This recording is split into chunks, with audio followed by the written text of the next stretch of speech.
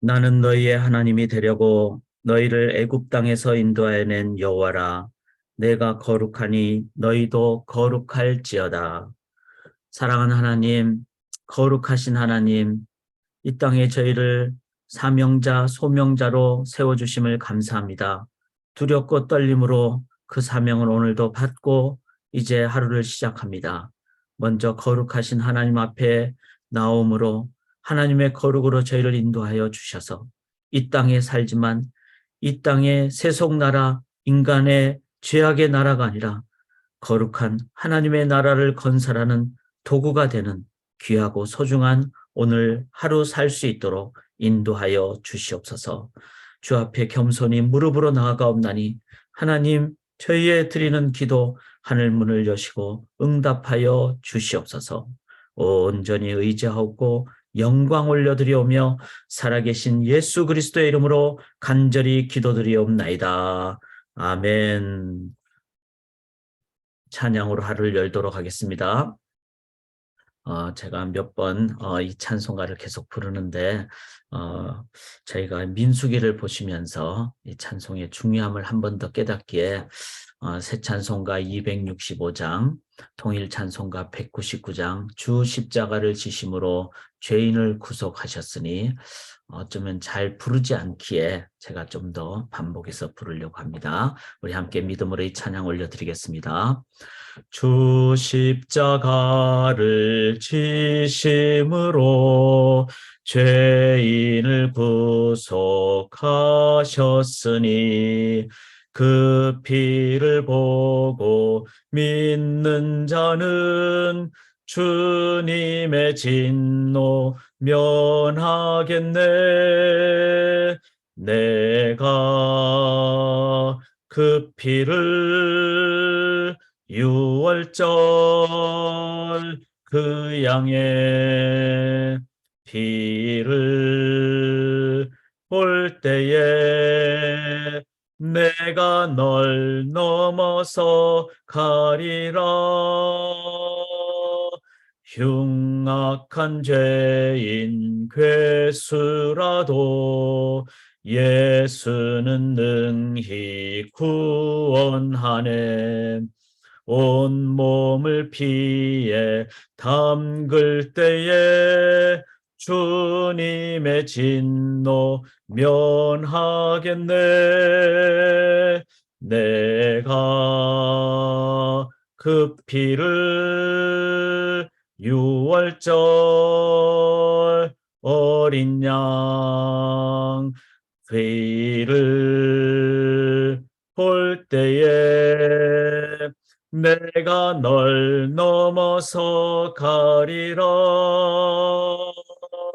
심판할 때에 모든 백성 행한 일대로 공응받네. 주님의 피로 죄 씻으면 주님의 진노 면하겠네. 내가 그 피를 유월절 그 양의 피를 볼 때에 내가 널 넘어서 가리라. 구주의 사랑, 구주의 사랑, 그 신은혜, 보혈의 능력 의지하세. 심판의 불이 내릴 때에 주님의 진노 면하겠네. 내가 그 피를 유월절 그 양의 피를 볼 때에 내가 널 넘어서 가리라. 네. 주님의 보혈을 의지하며 하나님 말씀 앞으로 나가도록 하겠습니다. 살아계신 하나님의 말씀은 민수기 5장, 어제 저희가 개인적으로 주일 1절부터 10절까지 봉독을 저희가 묵상했고, 오늘은 민수기 5장 11절부터 31절까지 조금 길지만 내용을 한번 생각을 하시면서 하나님께서 얼마나 좀 구체적이면서도 정확하게, 그리고 합리적인 합당한 과정을 통해서 공동체를 거룩한 공동체로 만드시는가, 이것을 저희가 함께 살펴보기를 원합니다. 민수기 5장 11절부터 31절까지 화면을 보시거나 제가 표준 세번역으로 읽어드릴 때 대조하시면서 보시도록 하겠습니다. 주님께서 모세에게 말씀하셨다.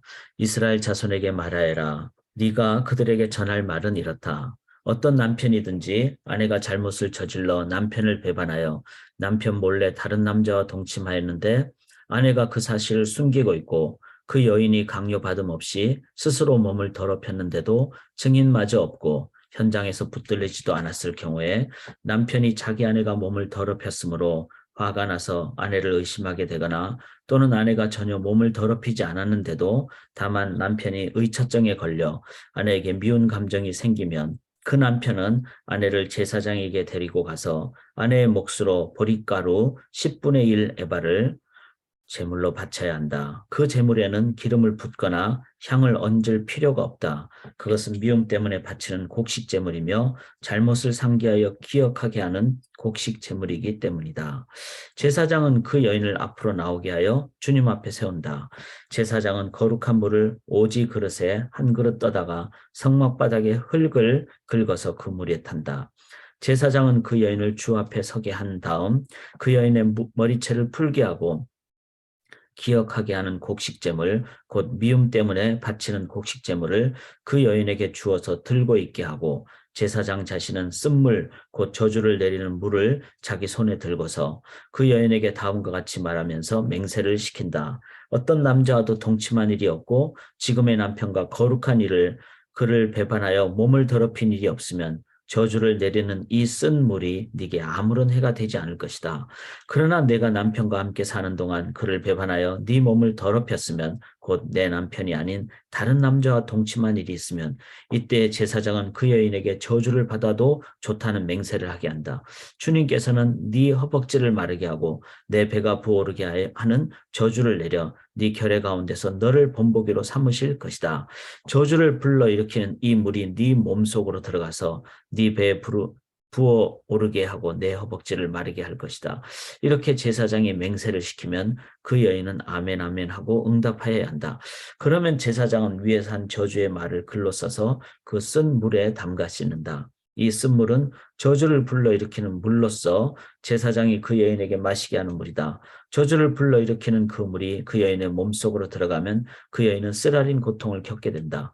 제사장은 그 여인의 손에서 미움 때문에 바치는 그 곡식 제물을 받아서 주 앞에서 흔들고 제단으로 가져간다. 제사장은 그 곡식 제물에서 정성의 표시로 한 움큼만 집어내어 제단에서 불사른다. 이 일이 끝나면 마지막으로 제사장은 그 준비된 물을 여인에게 주어 마시게 한다. 제사장이 여인에게 물을 주어 마시게 했을 때 그 여인이 자기 남편을 배반하고 제 몸을 더럽힌 일이 있다면 저주를 불러일으키는 그 물이 그 여인의 몸에 들어가면서 여인은 쓰라린 고통과 함께 배가 부어오르고 허벅지가 마른다. 그러면 그 여인은 결의 가운데서 저주받은 자가 된다. 그러나 그 여인이 제 몸을 더럽힌 일이 없이 깨끗하면 아무런 해도 없고 임신에도 지장이 없다. 이것은 여인이 남편을 두고도 그를 배신하여 제 몸을 더럽혀 남편에게서 미움을 받을 때 하는 의식이다. 때로는 남편이 공연히 의처증이 생겨 자기 아내를 미워하는 경우에도 여인은 주님 앞에 서야 하고 제사장은 이 의식을 그 여인에게 행하여야 한다. 남편이 아내에게 이렇게 하여도 남편에게는 잘못이 없다. 그러나 아내에게 죄가 있으면 아내는 그 책임을 져야 한다.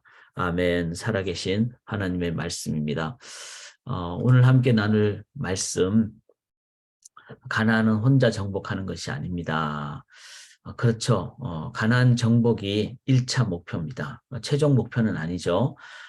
출애굽하는 것이 목표고, 그 다음에 광야를 넘어서 이제 가나안을 정복함으로 복음의 전초기지를 마련하는 것 뿐만 아니라 가나안을 넘어 열방으로 가는 제사장 나라가 되는 것, 하나님 나라 건설하는 것, 이것이 교회의 사명이죠. 그래서 교회 안에 있는 것이 최종 목표가 아닙니다.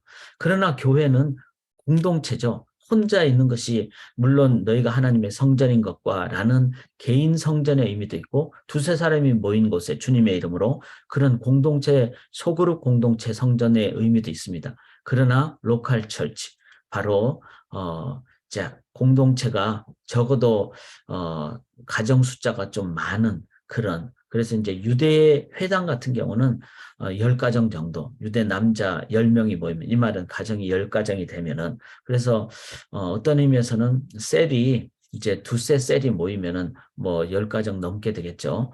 이제 그랬을 때 그것이 하나의 가장 최소한의 로컬 철치의 단위다. 그러면은 이런 부분을 저희가 잘 생각할 때 그 가나안 정복, 즉 교회가 온전하게 되는 것은 공동체적인 모습이 있어야 된다. 개인이 하는 것, 혼자만이 하는 것은 아니다. 이것을 우리가 기억을 해야 됩니다. 그래서 공동체가 함께 들어가야 되고 함께 정복해야 됩니다. 그럴 때 더 능력도 발휘할 뿐만 아니라 그 관계 속에서 일어나는 그 능력, 생명력, 사랑, 이것이 있을 때 더 강력한 힘을 발휘하는 거죠. 자기 혼자 뭘 하는 거는 뭐 어떻게 보면 더 쉽죠. 그런데 이 세상에서 제일 어려운 게 관계잖아요. 그 관계가 건강하게 나가면 그게 가장 강력한 겁니다. 사람 때문에 우리는 힘들어하지만 사람 때문에 힘을 얻죠. 그게 하나님의 거룩한 공동체라는 겁니다. 그래서 가나안은 혼자 정복하는 것이 아니라 공동체가 될 때, 또 건강한 공동체로 나아갈 때 그게 진정한 가나안 공동체가 가나안을 정복하는 것이 됩니다. 반대로 공동체가 무너지는 것은요, 내부의 관계 때문에 무너지죠. 내부의 붕괴가 무서운 겁니다. 만리장성이 아주 강력한 그런 외부의 세력을 막는 그런 장성이 있잖아요. 만리장성. 큰 성이고 긴 성이고. 그런데 외부의 적을 막는 것은 만리장성이 막을 수 있을지 모르지만 그 안에 이제 초병들이죠. 초병들이 이제 뇌물 받고 문을 열어줘 버리니까 만리장성이 아무리 강해도 문 열어주는 데는 장사가 없죠. 그래서 지고 말았다는. 그래서 내부의 붕괴가 무서운 겁니다. 그래서 하나님께서는 이제 민수기를 통해서 숫자를 정렬하죠. 군사라고 그러죠. 그리고 가나안의 정탐꾼을 13장부터 보내시는데 보내시기 전에 이제 점검을 합니다. 숫자 점검하고 전열을 가다듬고 그다음에 자기의 텐트를 회막을 향하여 치게 하고 어제 설교대로 그런 그 내부 점검을 하는데 그 중에 하나가 바로 이 5장. 5장은 바로 거룩 공동체를 하나님께서 말씀하십니다.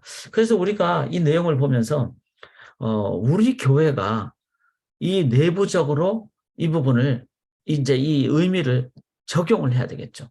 교회가 건강하면요. 저는 믿습니다.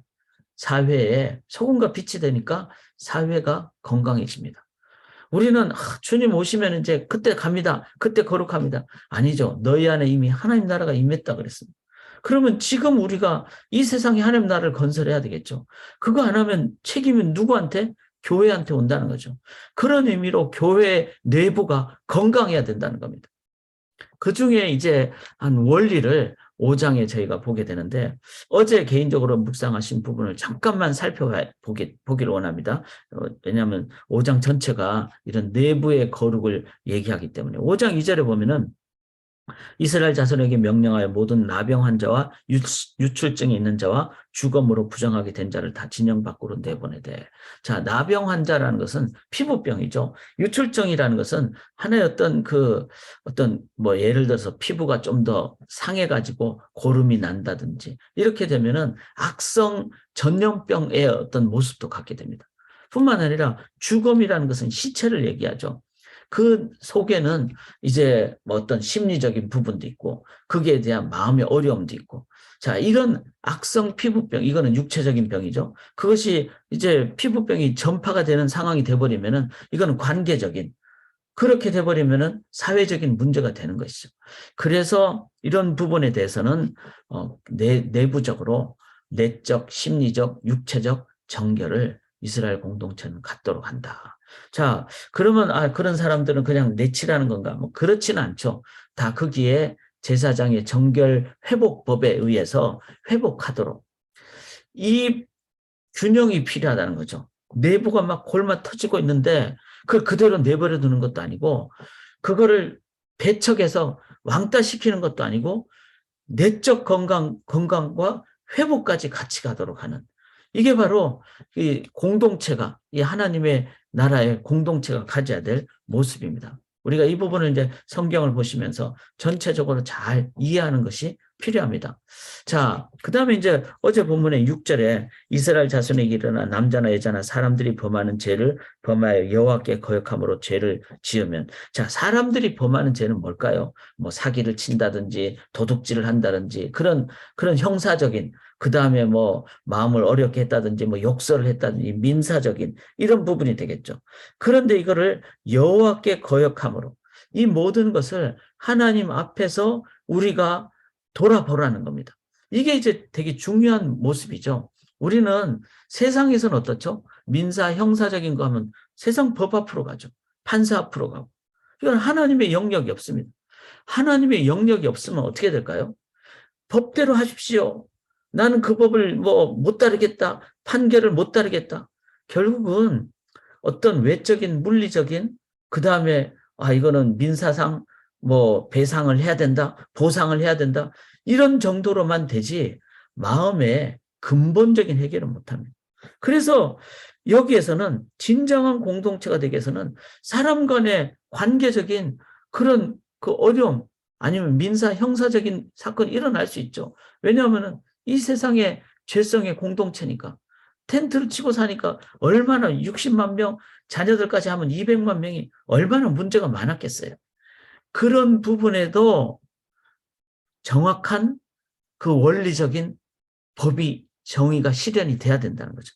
그런데 그것이 진정한 정의가 되려면은 하나님 앞에서 왜냐하면 우리가 하나님 앞에서 갖는 그런 하나님의 그 주권과 섭리 그리고 은혜 이 안에서 우리가 해결되지 않으면은 근본적인 해결이 안 되기 때문에 자 그래서 제가 이걸 다 자세하게 하기는 어렵지만 일단은 이런 내적 심리적인 아니면은 관계적인 사회적인 정의적인 영역도 하나님은 가나안 들어가기 전에 정비를 하신다는 것입니다.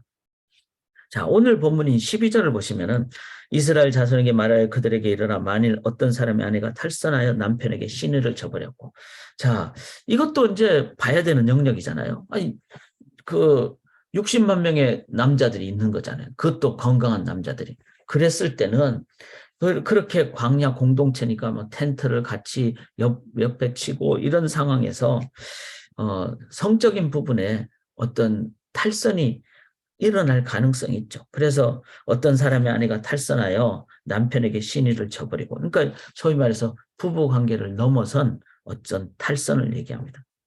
이랬을 때 하나님은 만약에 이 부분을 그대로 내버려두면 어떻게 될까요?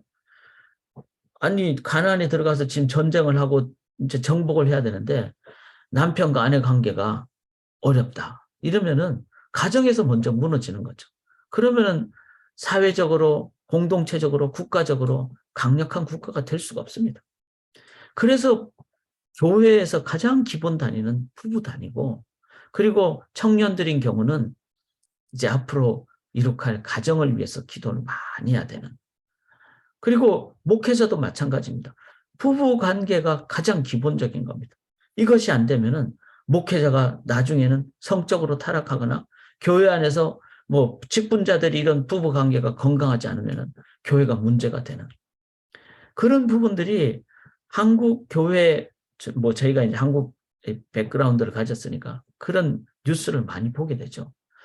그리고 그것이 한번 무너져 버리면은 특별히 직분자, 특별히 목회자들에게서 이런 부분이 무너져 버리게 되면은 교회에 큰 어려움을 주게 되고 교회에 하나님의 영광을 가리게 되는 이 공동체가 건강한 강력한 공동체가 되기 위해서 하나님은 이 5장에서 이런 내적, 심리적, 관계적, 그 다음에 사회적, 그 다음에 가정적 이 부분을 하나님께서는 정비를 하신다는 사실입니다.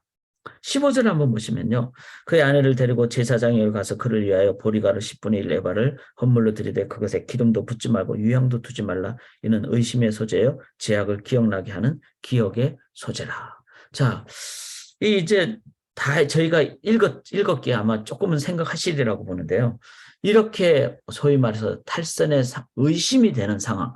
자, 이 무죄 추정의 원칙에 의해서 아직 증거가 일어나지 않으면 이거는 죄인으로 얘기를 하면 안 돼. 무죄 추정의 원칙에 근거해서 과정을 겪어야 된다는 겁니다. 그런데 먼저는 이 과정이 좀 복잡해요. 깁니다. 15절 읽었듯이 아내를 데리고 제사장에 가서 보리가루 10분의 1 에바를 헌물로 드리고, 자, 먼저 하나님 앞에 가서 제사장으로 대신되는 그 하나님 앞에서 기름도 붓지 말고 유향도 붓지 말고, 이거는 탈선의 나쁜 죄악이기 때문에 그냥 조금 우리의 삶에 나를 꺼끌꺼끌하게 돌아보라는 거예요. 그런데 만약에 이 여인이 진짜 탈선을 했다면 어떻게 될까요? 하나님 앞에서의 정말 무서운 심판에 대한 돌아봄이 있겠죠. 그래서 의심의 소조, 이 말은 의심하란 말이 아니라 일단 이 부분에 대해서 돌아보라는 말이죠. 생각이라는 표현을 썼어요. 다른 본문에는. 생각해보라는 거죠. 그 다음에 기억해보라는 거죠. 이랬을 때 신앙의 공동체는 뭐가 역사입니까? 내 안에 찔러 쪽에는 하나님의 성령의 그 엄중한 역사가 일어나는 거죠. 그리고 회개가 일어나게 돼요. 이 과정을 먼저 가지라는 겁니다. 그리고 이 과정이 이제 제사장에 가기도 하고, 그 다음 단계로 보면은 성막바닥에 이 17절에 보면은 성막바닥에 티끌을 이제 취하에서 물에 담아가지고, 그 다음에 이 여인으로 하여금 마시게 하는데, 19절에 보면은 여인에게 맹세하게 하여 그에게 이르되 네가 네 남편을 두고 탈선하여 다른 남자와 동침하여 더럽힌 일이 없으면, 이게 이제 무죄 추정의 원칙이잖아요. 그러니까 뭐 함부로 판단하는 게 아닙니다.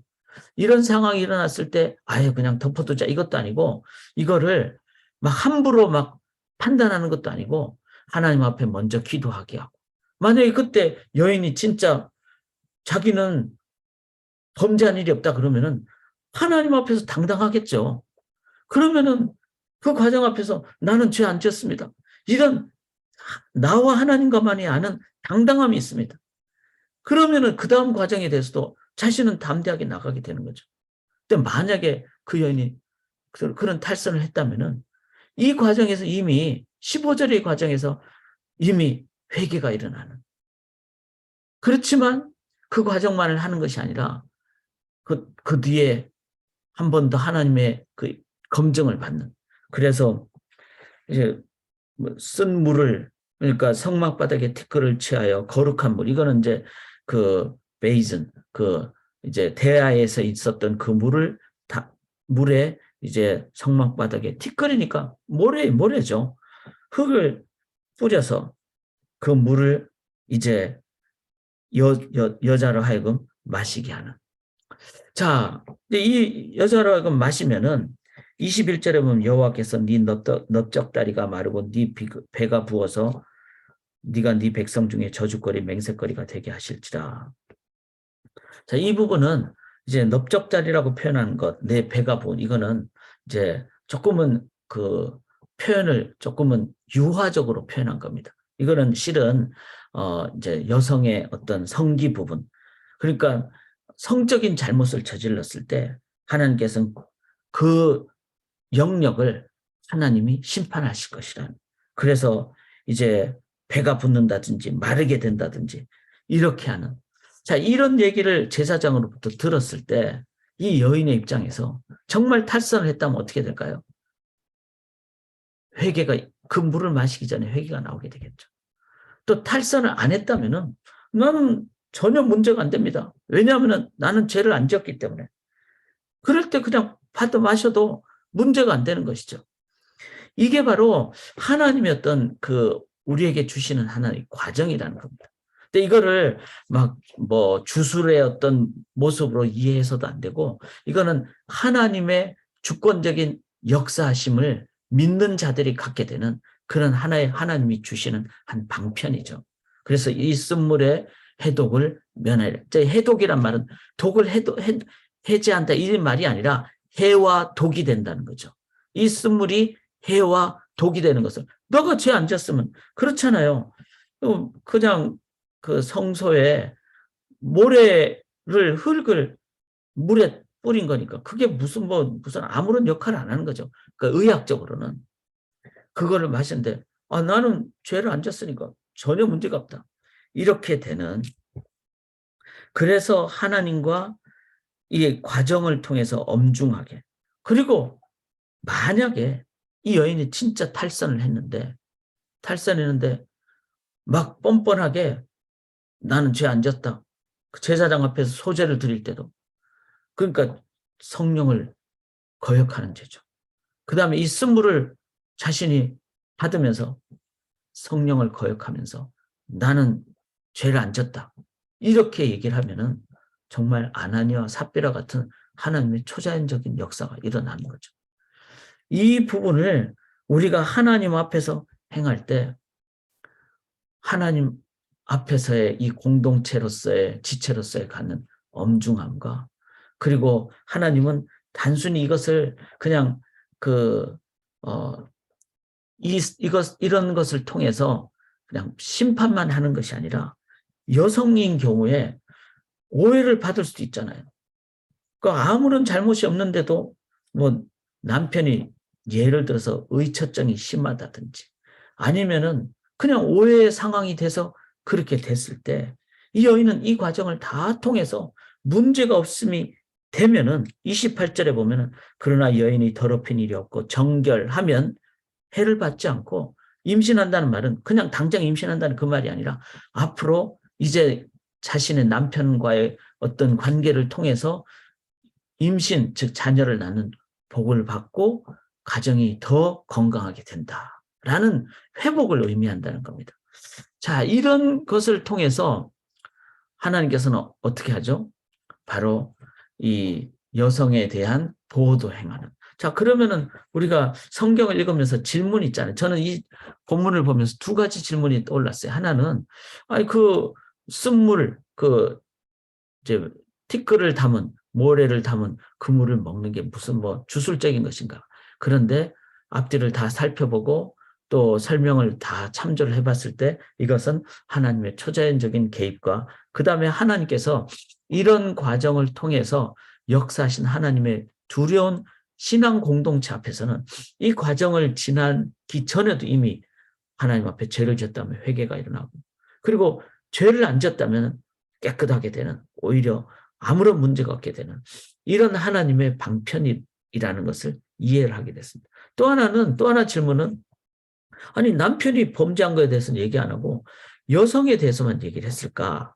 그거는 당시의 사회가 가부장제 사회였기 때문에 그렇다는 거예요. 그러니까 여성이 오히려 막 함부로 학대를 받는 거죠. 함부로 오해를 받고, 이런 사회에서 오히려 여성을 보호하기 위한 하나님의 방편이었다. 이거를 이해할 때, 하나님께서는 이 우리의 삶을 진정 건강한 공동체로 만들어 가시는구나. 자, 가나안을 가면은 이제 이 가나안 정복하기 위해서는 이스라엘 공동체가 아주 강력해야 되잖아요. 근데 부부 관계가 막 어려운데, 그러면은 막 부부 싸움하면서 여리고성을 돌다가 막 아내하고 남편하고 싸우면 이게 안 되잖아요. 오합지졸이 되잖아요. 이런 면에서 하나님은 내부의 건강함을 먼저 거룩 공동체로 만들어 가신다.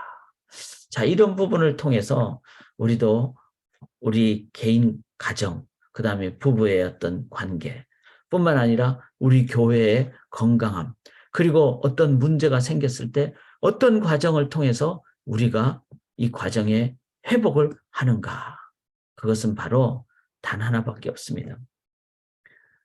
6월절을 지났기 때문에 그렇습니다. 그게 바로 십자가의 거룩한 공동체죠. 6월절은 어떤 겁니까? 제가 누누이 말씀드리지만 이사야 16장 5절에 이렇게 나오죠. 정의와 공의가 있는 사회. 정의는 뭐죠? 기본 정의.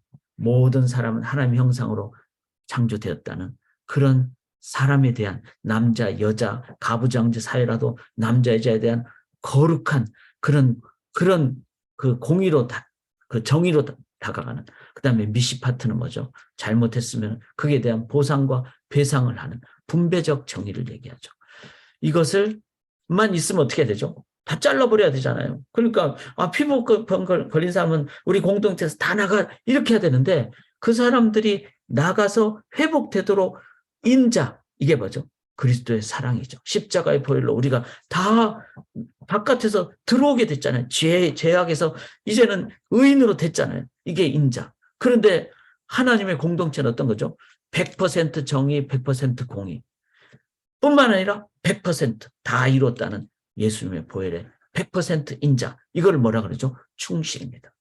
그래서 교회는요, 우리가 교회 안에서 문제가 있는 사람이 있으면은 100% 공의로 우리는 철저하게 죄를 회개해야 됩니다. 100% 회개해야 되죠. 뿐만 아니라 100%그 영혼을 붙잡아야 되는 겁니다. 그것이 충실하게, 이게 십자가 공동체, 이사야 16장 5절입니다. 이것이 될 때 우리는 이제 건강한 공동체가 되고 그 건강한 공동체를 통해서 어떻게 합니까? 이 세상에 나가서 가난을 정복해야 되겠죠. 세상에 교회를 세워야 되겠죠. 그러기 위해서 우리 교회가 이러한 이사야 16장 5절의 십자가 거룩 공동체가 되도록 이제 민수기서를 계속 읽고 하나님께서 이제 정탐꾼 보내라 했을 때 12명 모두 가나안은 우리의 밥입니다. 이렇게 될 때 우리는 선교지로 나가게 되고 우리는 직장 속으로 사회 속으로 나가서 하나님 나라를 바르게 건설하게 될 줄 믿습니다. 기도하겠습니다. 하나님, 참된 십자가 거룩 공동체로 나아가게 우리 가정부터 우리의 내면부터 그리고 우리 교회가 하나님의 참된 정의와 공의로 그리고 100% 인자로 그래서 충실한 아멘의 공동체로 나아가므로 하나님 강력한 군사 거룩 공동체 하나님 나라 군대가 되게 도와주시옵소서. 이번 주에 청년 수련회 그 거룩한 공동체가 더욱더 훈련받는 시간 되게 인도하여 주시옵소서. 온전히 믿고 의지하며 믿사오며 오늘도 군사로 살기를 소원하며 살아계신 예수 그리스도의 이름으로 간절히 기도드리옵나이다. 아멘.